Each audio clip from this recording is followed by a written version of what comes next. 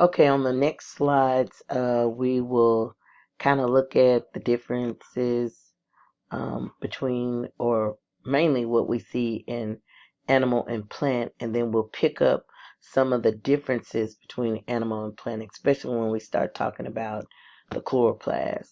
Okay, so let us go ahead and get started.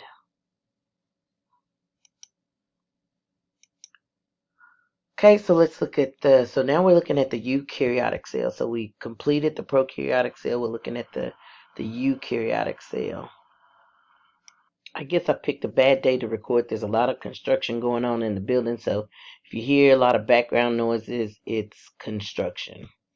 So let's talk about the nucleus. The nucleus is the control center for the cell. So in other words, it's going to be regulating every single activity that's taking place in the cell. Now, how it does this is by controlling what enzymes are present. So in other words, we are expressing the DNA, and depending on what enzymes have been created, because an enzyme is a protein. So when we express DNA, we end up with a protein, and some proteins are enzymes or have enzymatic activity. So this is going to determine what's going on. So let's look at the three subunits that we want to look at in the next slides, and that is the nuclear envelope, the nucleolus, and the chromatinette, which is going to make up the chromosomes. All right, so the nucleolus, we know that this is this dark stained region that you see. Can I grab a pen? This dark stained region that you see in the nucleus, his job is to manufacture ribosomal subunits. Ribosomal subunits are two parts, and those two parts are responsible for what we're going to find out, reading the information that comes from DNA in the form of messenger RNA. So the ribosomal subunits, we generally have a big subunit, and then we will have a smaller subunit, and then again the messenger RNA will be fed through here. So this would represent our messenger RNA. Okay, let's move on. With the nuclear envelope, you can see that it is a double membrane structure. So here is that membrane blown up. So we've got phospholipids here, and we've got phospholipids there. But if we blew this up, you've got phospholipid and tail. And same thing over here, you got phospholipid. So it is a double membrane, okay? So again, you have those four phospholipid layers. And then if you also notice that the nuclear envelope has pores in it, okay, so here's the pore, and you can see those pores are located, everywhere. And so what this is going to help with is allowing for communication between the nucleus and the cytoplasm. So for example, if DNA is unwound and we are creating our messenger RNA, the messenger RNA will actually leave through the pores so that it can be read by the ribosomes. So again, materials are able to pass back and forth through these pores. One of the other things that you'll notice is that when you look at the nucleus and when you look at the entity outside of the nucleus, which is the endoplasmic reticulum, those two are continuous with each other. So the nuclear envelope is continuous with the endoplasmic reticulum. All right, another part of the nucleus, and that's the chromatinette. And if it is DNA in its active form and it's loosely coiled at least 90% of the time. The other 10% of the time is when the cell is trying to divide itself. Okay, so it consists of DNA looped around what we call histone proteins. So in other words, we have this histone core for which DNA will um, wind itself around. So I can't draw in 3D, but it's usually 8 of these histones. And basically what it does is act as a spool for which DNA will wind itself around and create a chromosome. So here's our chromosome after it's wound itself around. So it said, but 90% of the time it's in a loosely coiled fashion. Okay. So the DNA molecules are going to make up the genes, which are going to control, say for instance, eye color, hair color, the size of your teeth, everything about you. Okay. And the DNA, again, is made up of these chemically coded instructions. So the bases that will be read are adenine, thymine, guanine, and cytosine. Okay. So again, 90% of the time it's loosely coiled until we're ready to divide the cell, and then we have to pack it nice and tightly into a chromosome so that we can move it. And I'm going to, here's a perfect example of those histone proteins, and then we said the histones will create this histone core, and DNA will wind itself around it and form a chromosome. So you can see here is the chromosome, and what this particular picture is showing you is that you've made a copy, because generally when you're getting ready to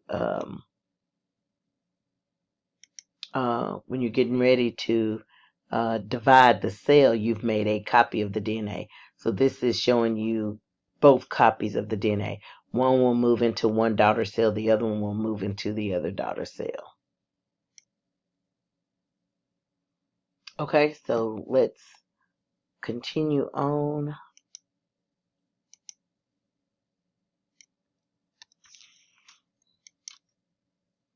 Okay, so let's look at the ribosomes now. The ribosomes are organelles that are associated with the endoplasmic reticulum.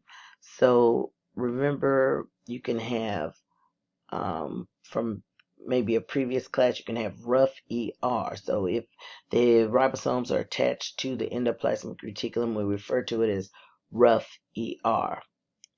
Ribosomes, and not all ribosomes are actually attached to the endoplasmic reticulum. Some of the ribosomes free float in the cytoplasm. So ribosomes are composed of ribosomal RNA. And down at the bottom again, on one of the previous slides I showed you, when you have the big portion and then the smaller portion, and then running in the center is that translation groove. This is where the messenger RNA will be fed. So if I could change my pen to a different color, I will put the messenger RNA in the translation groove. So this represents our messenger RNA. Okay. And what will happen is every 3 bases will be read on the messenger RNA. So what's called a codon, it would read every 3 bases. For example, AUG, it would read those 3 bases, and those 3 bases would stand for a particular amino acid. And it could be a start signal or a stop signal, or just an amino acid, which is part of the particular protein that we're synthesizing. Endoplasmic reticulum, we know that the endoplasmic reticulum is this entity that is made up of this intricate network of membrane tubules and sacs. Membrane tubules. So here's our tubules, and then here's all of those sacs. And if one of the things, if you can notice, is that they're all interconnected with each other, which is going to be different from what we see when we start looking at the Golgi apparatus. Okay, so again, this intricate network of membrane tubules and sacs. It is also a bilayer membrane or a double membrane. Here's, if we looked here, that would be our double layer phospholipids, and on this side we also have to have phospholipids here and there. I didn't do a good job, but anyway, let's just say we took this out and blowed it up. And we took this out and we blowed it up, same as I did before. You got phospholipid, and here you got phospholipid, and you got phospholipid. So we got the double. So we got 4 layers there as well. The red area, that's going to represent the lumen. So if a protein is made, so here's our ribosomes, all these little black dots on the outside. If a protein is made, it says then it's going to be shipped into the lumen. So that's the lumen. Okay. On the smoothie R, if say for instance a starch or a lipid being created, it's going to be shipped into the lumen, and then these vesicles will pinch off from there and carry those materials that are being made wherever they need to go. So again, we say it's a biologically important organelle. It is a manufacturing site. We said the rough ER is going to manufacture proteins, while the smooth ER is going to be manufacturing things like lipids and starches. All right, so let's move on to more of the rough ER. The rough ER makes proteins, we know. It also modifies proteins after they enter the lumen, because sometimes there are enzymes present whose job is to, say for instance, add a carbohydrate molecule or take away a carbohydrate molecule to assist it in folding into it, for example, into its 3-dimensional shape, or putting these different molecules on to tell it where its next destination is. Fibrosis.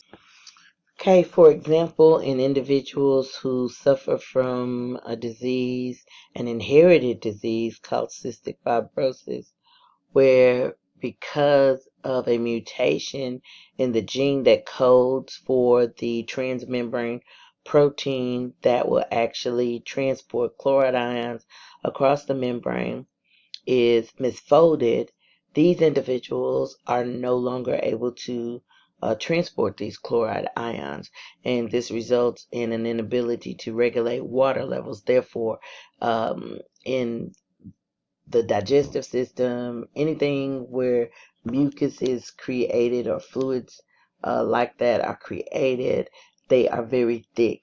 And this results in, for example, in the lungs, for example, coughing regularly, because this mucus is so thick and they're trying to get this mucus out. But anyway, so not having an ability to adjust these the 3-dimensional shape can be a problem if this protein doesn't fold properly. Okay, so let's move along. Okay, the ER pinches off and it forms vesicles so that molecules can be transported. So, say for instance, if a particular protein has been created, and I'm just gonna, for example, show the tip of the endoplasmic reticulum. What it says, it will pinch off and form vesicles. So the proteins that are inside will actually pinch off from the endoplasmic reticulum, and then they'll be transported to this vesicle, and they either move out to the plasma membrane for exocytosis, or this vesicle will actually move to some other organelle, for example, inside of the cell. So again, to other parts of the cell, or even to Golgi for modifications. Remember Golgi, well, actually we haven't gotten to Golgi, but Golgi is what we call I call it the meal center, the meal hub, because anything that wherever it has to go has to be stamped by Golgi first. Anything coming into the cell has to be unwrapped by Golgi. Anything going out of the cell is usually touched and stamped by Golgi. Or to other parts of the cell, or again out to the plasma membrane. If it's going to the plasma membrane, it's for secretion, for exocytosis. So only the contents will actually be released outside of the cell. So in other words, if this is the plasma membrane, it says that this vesicle will fuse to the membrane, but only the contents will be released outside of the membrane. So this package, this vesicle, actually becomes a part of the membrane and increases the volume of the membrane slightly, and only the contents will be released outside.